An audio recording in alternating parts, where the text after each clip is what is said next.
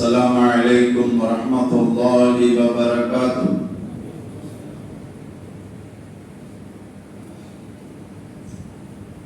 نحمده ونصلي على رسوله الكريم. أما بعد فقد قال الله تعالى في القرآن العظيم وفي القرآن المجيد بعد أعوذ بالله من الشيطان الرجيم. بسم الله الرحمن الرحيم. ولله على الناس حج البيت من استطاع إليه سبيلا. صدق الله العليم. وقال النبي صلى الله عليه وسلم: الحج المبرور ليس له جزاء إلا الجنة، أو كما قال النبي صلى الله عليه وسلم. அல்ஹம்துலில்லாஹ். இந்த புனிதமான ஜும்மாவுக்கு சமூகம் தந்திருக்கும்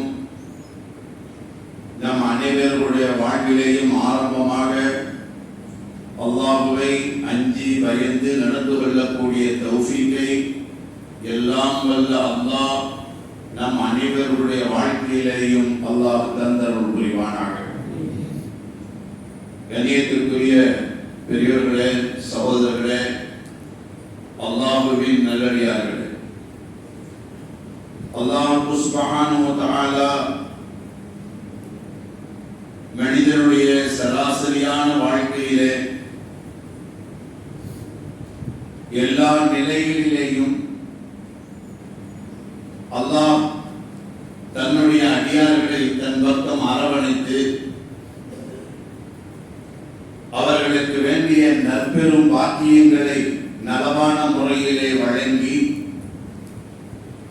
அவர்கள் எந்த கோணத்திலேயும் எந்த நிமிடங்களிலேயும் அவர்கள் வழிதவறிவிடக் கூடாது என்ற தூர நோக்கோடு அல்லாஹ் தன்னுடைய அடியார்களை வழிநடத்தி வருகின்றார். அந்த அடிப்படையிலே மனிதனுடைய வாழ்க்கையிலே சந்திக்கக்கூடிய ஒவ்வொரு நிமிடங்களாகட்டும், ஒவ்வொரு நாட்களாகட்டும், ஒவ்வொரு வாரங்களாகட்டும், ஒவ்வொரு மாதங்களாகட்டும், ஒவ்வொரு வருடங்களாகட்டும், ஏன் ஒரு மனிதனுடைய முழு வாழ்க்கையாகட்டும், எந்த நிலையிலேயும் அந்த அடியானை அல்லாஹ் புனிதப்படுத்துவதற்கு, அவனுடைய வாழ்வை சங்கைப்படுத்துவதற்கு உண்டான அத்தனை அம்சங்களையும் அல்லாஹ் இந்த அடியார்களின் மீது இறக்கப்பட்டு அவர்களுடைய வாழ்விலே ஒரு உயர்ந்த அந்தஸ்தை அல்லாஹ் ஏற்படுத்தி கொடுத்திருக்கிறார். அந்த அடிப்படையிலே நாம் நாட்களுடைய அடிப்படையிலே பார்த்தால் ஒவ்வொரு நாட்களும் அல்லாஹ் இந்த அடியார்களை பாதுகாக்கின்ற, இவர்களுடைய பாவங்களை மன்னிக்கின்ற விதத்தை பார்த்தால், நாட்களுடைய அடிப்படையில் பார்த்தால் அல்லாஹ் ஒவ்வொரு நேர தொழுகைக்கு பிறகும் அடுத்த நேரத்தினுடைய தொழுகையை தொழுகின்ற நேரத்தில் அதற்கு இடைப்பட்ட பாவங்களை அல்லாஹ் மன்னிக்கிறார். இது அல்லாஹ் நம் மீது செய்திருக்கக்கூடிய பேருபகாரம். ஒரு மனிதர் லொஹர் தொழுதார், அடுத்து அவர் அசரை தொழுதார் என்றால் லொஹருக்கும் அசருக்கும் இடையில் உண்டான பாவங்களை மன்னிக்க கூடியவன் அல்லாஹ். ஒரு மனிதர் அசரை தொழுது மக்ரிபை தொழுதார், அசருக்கும் மக்ரிபுக்கும் இடையிலே இருக்கக்கூடிய பாவத்தை மன்னிக்க கூடியவன் அல்லாஹ். அதே போல அவர் இசாவை தொழுதார், மக்ரிபிலிருந்து இசா வரை செய்யப்பட்ட பாவத்தை அல்லாஹ் மன்னிக்கிறான்.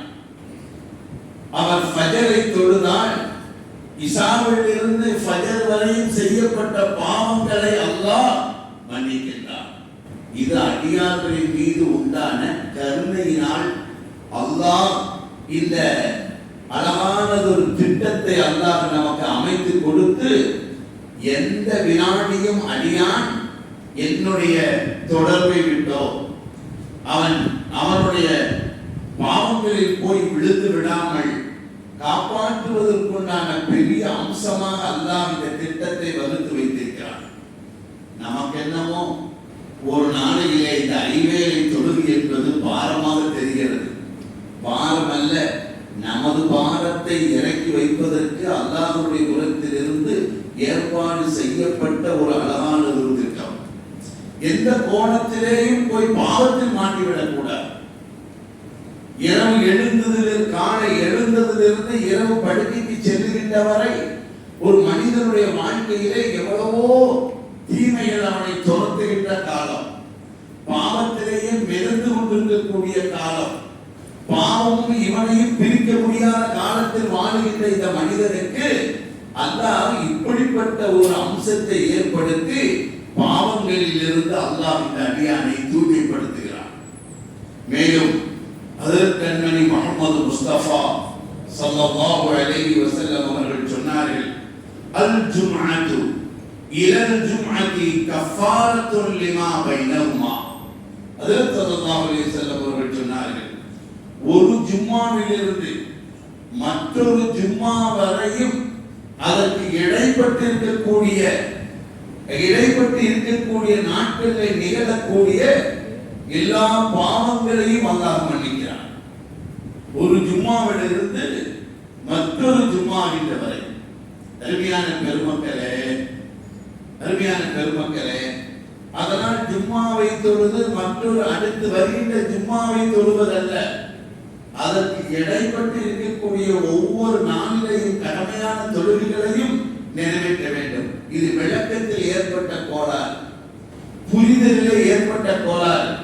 ஒரு ஜும்மாவில் இருந்து மறு ஜும்மாதான, அதற்கு இடைப்பட்ட காலம் செய்கின்றவெல்லாம் மன்னிக்கின்றான் என்றால், நீங்கள் தவறவிட்ட தொழுகைகளுக்கு அல்லாஹ்விடத்திலே நாம் கணக்கு சொல்லியாக வேண்டும்.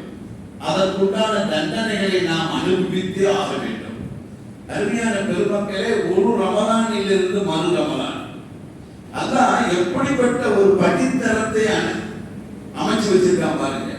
இப்போ ஏர்போர்ட்டுக்கு போறோம்னா அங்கே நான்களுக்கு பாதுகாப்பு இருக்கிறது, இங்கே மனிதனுக்கு 6களுக்கு பாதுகாப்பை கொடுத்திருக்கிறான்.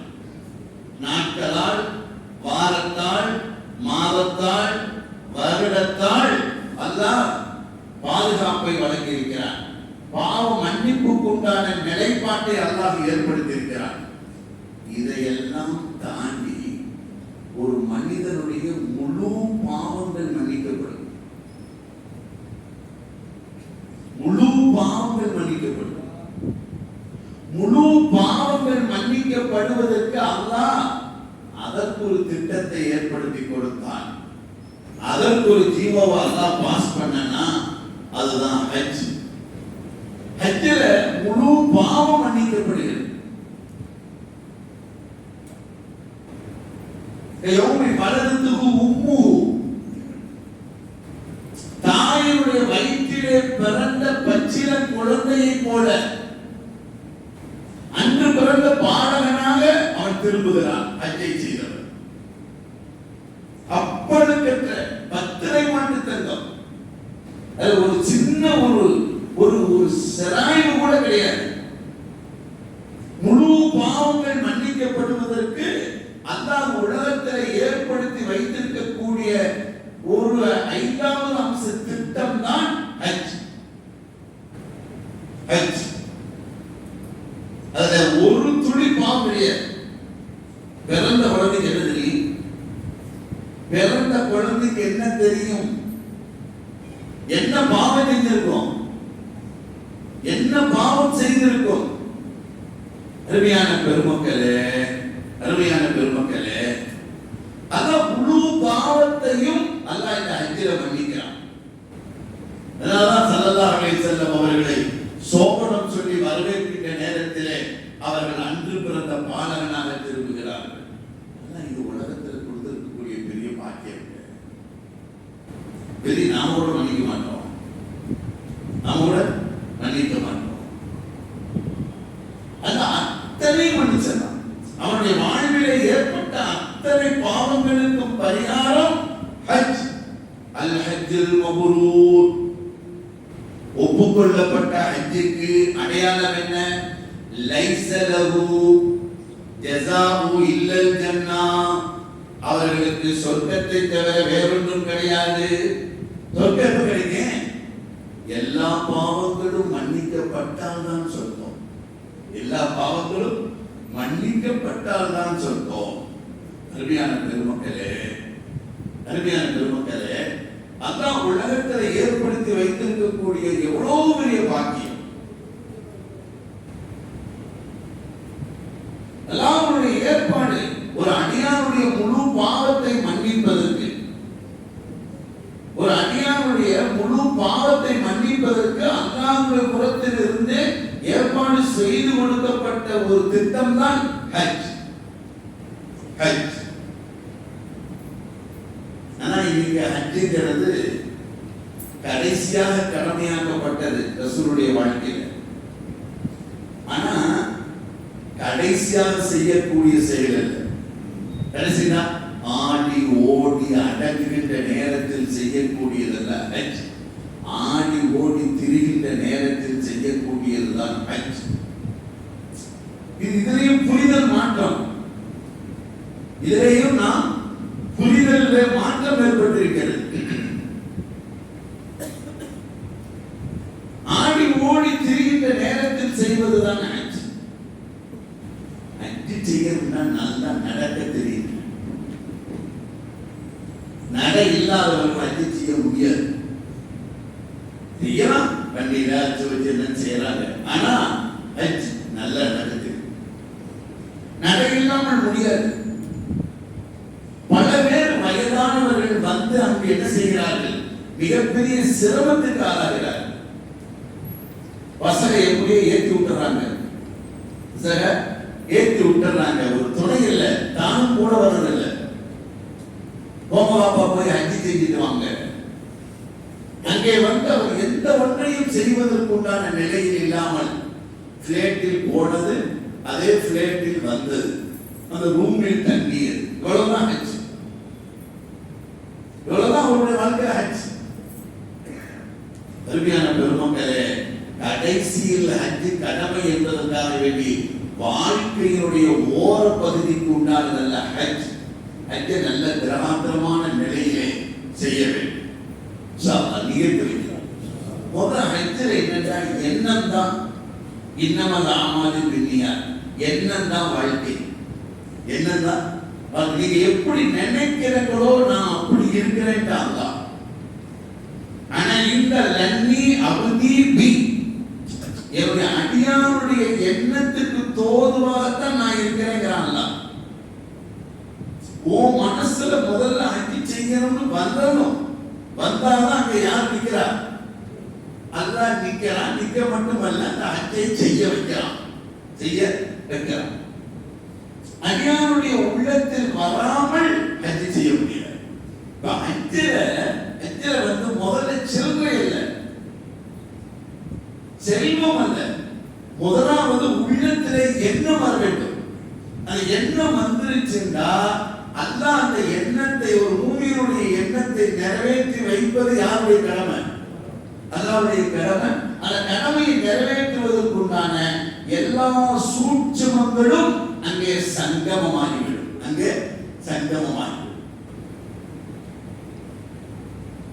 அருமையான பெருமக்களே, ஆனா இந்த லன்னி அபதி, நான் என் அடியானுடைய எண்ணமாகவே இருக்கிறேன். சுஃபியான் இப்னு உயையா ரஹ்மத்துல்லாஹ், அவரு 70 அரஃபாவை சந்தித்தார். அரஃபானா அல் ஹஜ், அரஃபா அல் ஹஜ், அரஃபா தான் ஹஜ், அரஃபா தான் ஹஜ். அப்படின்னா எத்தனை ஹஜ் செஞ்சிருக்காரு சுஃபியான் இப்னு உயையா? 70 ஹஜ் செஞ்சிருக்கார்.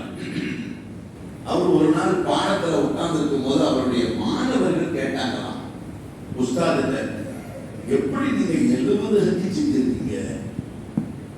70 ஹஜ். அல்லாஹ் அக்பர். அவர் சொன்னாரா, சுஃபியான்,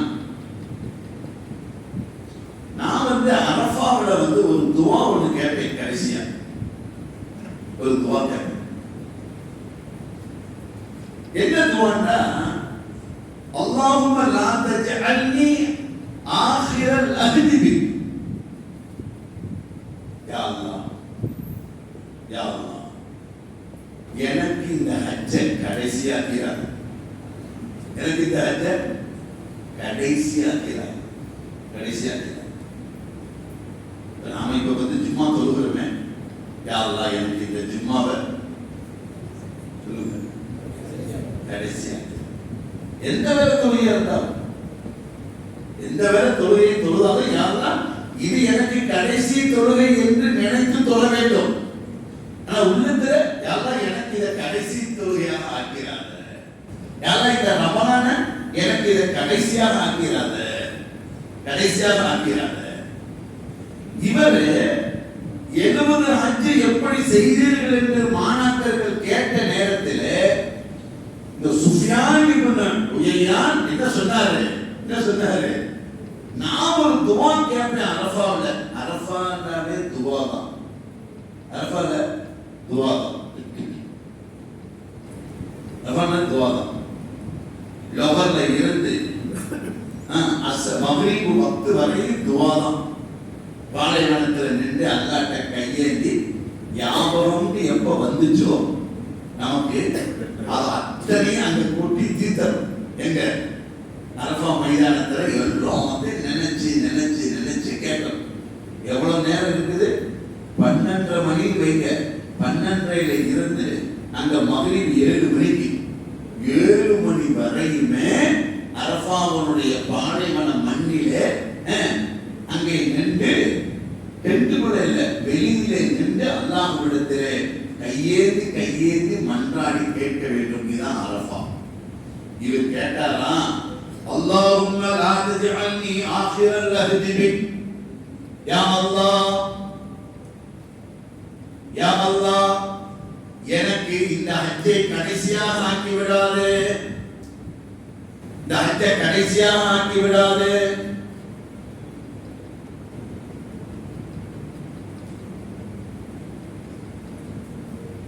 எழுபதாவது ஹஜ் செஞ்சார்ல, 70வது ஹஜ். அப்ப இவருக்கு ஒரு வகையான வெட்கம் வந்துருச்சு, ஒரு வகையான வெட்கம். ஃபஸ்தஹியைது பிர்ரப்பி, நான் இதுக்கு மேல அல்லாஹ்ட்ட ஹஜ்ஜ கேட்கறதுக்கு எனக்கு வெட்கமா இருக்குன்னு நினைச்சாராம்.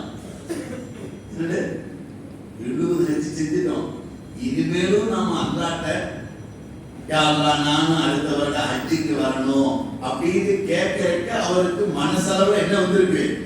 வெட்கம் வந்திருக்குது. நன்றி சொல்ல முடியவில்லை, இன்னும் கொடுத்ததற்கே நன்றி சொல்ல முடியவில்லை இதுங்கிற மாதிரி இனி அடுத்தடுத்து கேட்பதற்கு அஞ்சிலே உள்ளங்கிற மாதிரி என்ன செஞ்சிருக்காரு? இவருக்கு வெட்கம் வந்துருச்சு. 70 ஹஜ் அல்லாஹ் செய்ய வச்சானே, நாம இது எப்படி அல்லாஹ்ட்ட கேட்கிறது? ஃபஸ்தஹ்யைது மின் ரப்பி, தன்னுடைய ரப்பிடத்திலிருந்து இவருக்கு ஒரு வெட்கம் வந்தது. நாம இதுவேல ஹஜ்ஜை கேட்காம முடிவு கொண்டார். 70வது ஹஜ்ஜில கேட்கல, யா அல்லாஹ் நானு அடுத்து நான் ஹஜ்ஜுக்கு வர வேண்டும் என்று கேட்கவில்லை. இவருடைய வரலாறை எழுதுறாங்க. இவர் அடுத்த வருடம் இறந்து விட்டார். இவர் அடுத்த வருடம் கொடுக்கக்கூடியவன் யார்? கொடுக்கக்கூடியவன் அல்லாஹ், நிறைவேற்றி கொடுப்பவன் அல்லாஹ், அங்கே கொண்டு செல்லக்கூடியவன் அல்லாஹ், அத்தனையும் கொண்டு செலுத்தக்கூடியவன் அல்லாஹ். நாம ஏக நிராசையாகணும், இந்த இயலாமை என்பதை ஒரு மூமினான மனிதன் தூக்கி எறியணும். ஏன்னா நீ ஏன் செய்யல, யார் செய்ய வைக்கிறார்? யார் செய்ய வைக்கிறார்?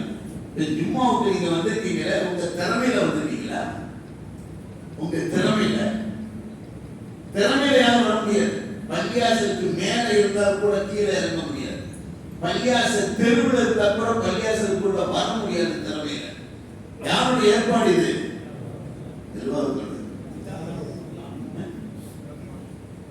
அல்லாஹ்வுடைய ஏற்பாடு இது.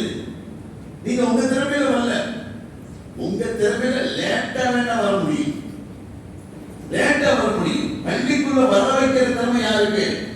அல்லாஹ் அல்லாஹ். இவருக்கு வெட்க வந்து கேட்கிற 70வது ஹஜ்ஜில அடுத்த வருஷம் இறந்துட்டார். இவ்வளவுதான். ஒரு மூமினுடைய எண்ணம் தான் அல்லாஹ்வுடைய வாழ்க்கையை நல்லா அமைச்சு கொடுத்தார். அதனால ஈமான் கொண்ட ஒவ்வொரு ஆணும் பெண்ணும் ஹஜ்ஜை செய்ய வேண்டும் என்று முதலாவது எண்ணத்தில் உறுதி கொள்வது. சில உறுதி வைக்கலாமா? பெருமக்களே, நமக்கு எல்லாமே உலகத்தை ஒத்துதான் பார்ப்போம். என்ன லாபம் இருக்கு? வியாபாரம் எதுக்கு செய்யறோம்? பிசினஸ் எதுக்கு செய்யறோம்? தொழில்துறை எதுக்கு செய்யறோம்? கண்ட என்ன செய்யணும்? காசை பார்க்கணும். கண்ட தொழில ஏன் கூட்டம் இல்லை? பஜார்ல இருக்கிற கூட்டம் பள்ளியில ஏன் இல்ல? பஜார்ல கை மேல பார்க்கறாங்க, பள்ளியாசல்ல எங்க இல்ல? கை மேல பார்க்க முடியல. எப்ப கிடைக்கும்? எப்ப கிடைக்கும்? மறுமையில கிடைக்கும். அதனால அது தெரியுது, இது தெரியல. தெரிகிறது பலமா இருக்குது, தெரியாதது பலகீனமா இருக்குது. இது நம்மளுடைய அறியாமை. இது நம்மளுடைய அறியாமை. அருமையான பெருமக்களே, ஹஜ்ரத் ஸல்லல்லாஹு அலைஹி வஸல்லம் சொல்றாங்க, யார் ஒரு ஹஜ்ஜையும் உம்ராவையும் நிறைவேற்றுகிறாரோ யுல்ஃபானி ஃபக்ர, அவரை ஏழ்மை அடையாதுன்னு சொன்னாங்க. ஏழ்மை அவரை நெருங்காதுங்க. ஏழ்மை நெருங்காது. ஹஜ்ஜி செய்கிறவர் செல்வந்தராகிறார், உம்ரா செய்கிறவர் செல்வந்தராகி விடுவார்.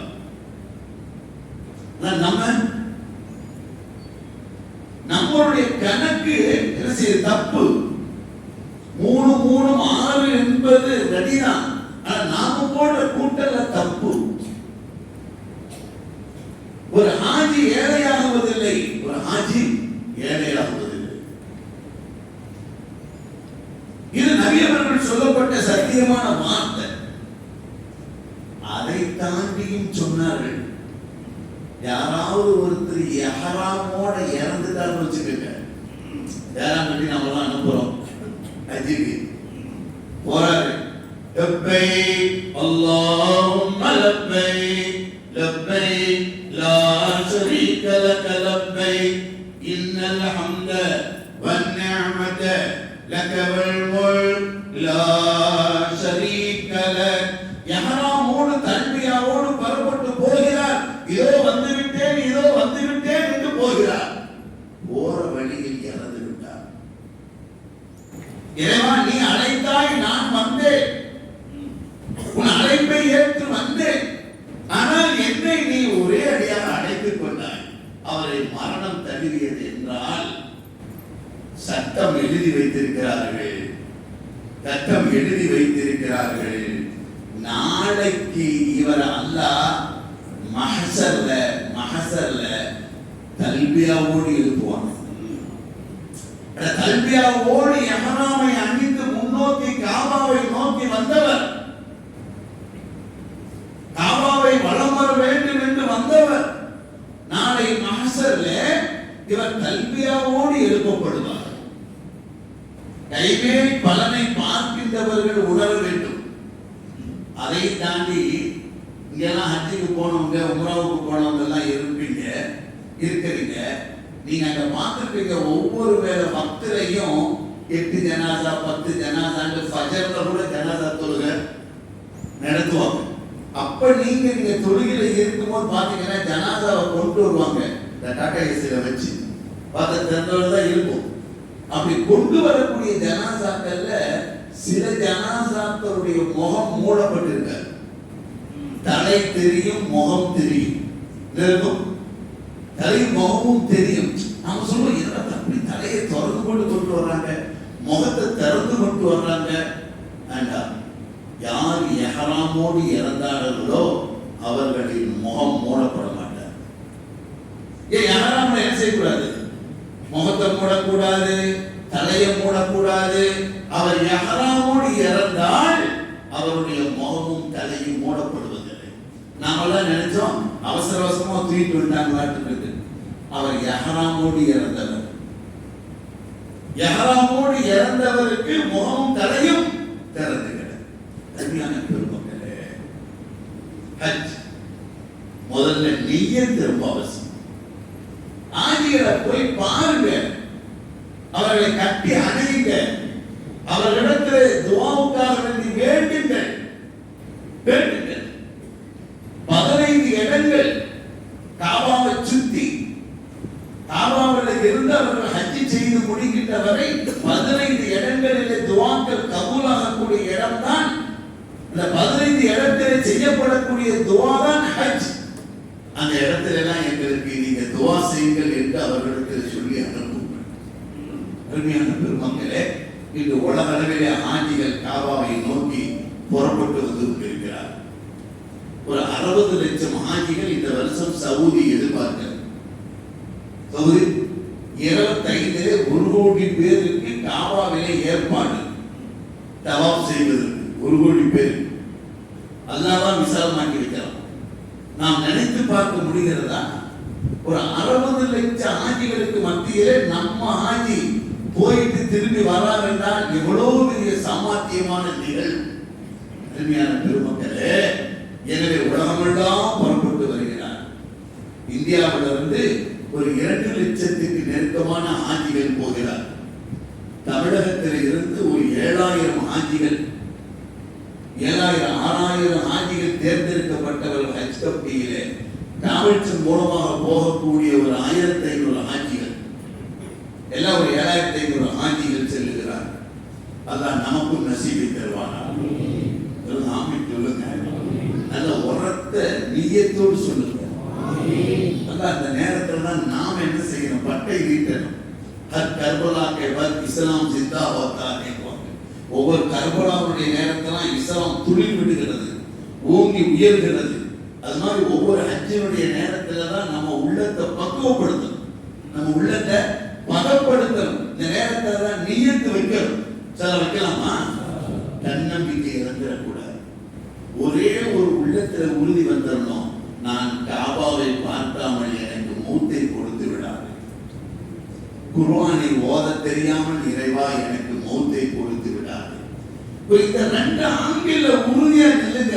அல்லாஹ் நமக்கு அந்த நசீபை தந்துருவான், அந்த நசீபை தந்து விடுவான். எல்லாம் அல்லாஹ் அப்படிப்பட்ட பாக்கியமான ஹஜ்ஜினுடைய கடமையை நிறைவேற்றுவதற்கு அல்லாஹ் தௌஃபீக் செய்வானாக. வ ஆகிரு தாவானா அல்ஹம்துலில்லாஹி ரப்பில் ஆலமீன்.